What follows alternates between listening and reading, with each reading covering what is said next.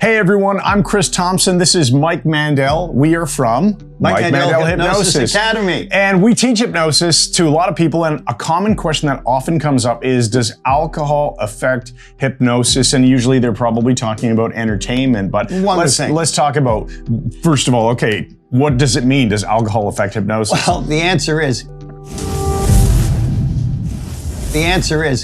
right across the board. Yes, it does. And it's on a continuum. So let's look at the context though.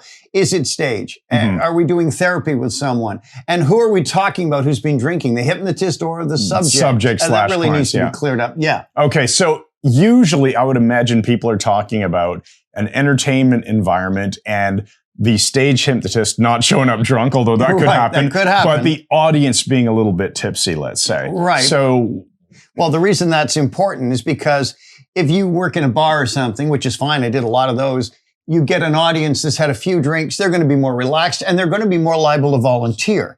But remember too that your audience are the people that you're going to be drawing your subjects from. So you don't want them to be hammered. Like I typically would say to people, if you've had one or two drinks, that's fine. It'll help you relax. You'll go into hypnosis faster, which is generally true. But if you've gone more than a few, beyond more than a few, and you're into, just being hammered, don't come up because you'll forget what you're even doing up here. Right. And so what you lose in the first few drinks where someone becomes maybe a little bit more loose, less inhibitions, a little more relaxed, they're going to lose their ability to focus as they've had too their much. Attention is and possibly get even rowdy, right? Yeah, that's a bad situation. I got to an event for a corporate group many years ago, late 1980s, and got there at around 7:30 for an 8 p.m. show. And the organizer said, "Oh, they're really ready for you. They've been drinking since 2 this afternoon." And that's it's like, not a good sign. 6 hours, and they were terrible. A guy came up on stage, poured beer on someone. It was a nightmare. I had to bail. Okay, so if you have a corporate event and everyone's been drinking for hours and hours and there's this open bar and it's unlimited, people go a little bit crazy, a little bit overboard, and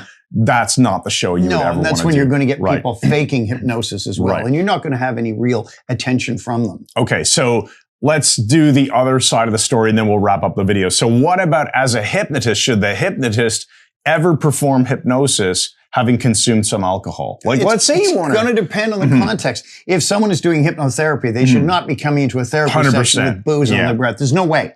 But on a stage, if you're doing a stage show in a bar, often drinks are included for the hypnotist, and it's quite normal for a hypnotist in a bar to have a beer or a couple of glasses of wine and then do the show. There's nothing unusual. I guess you would think of it like a band showing up to play a gig at a bar.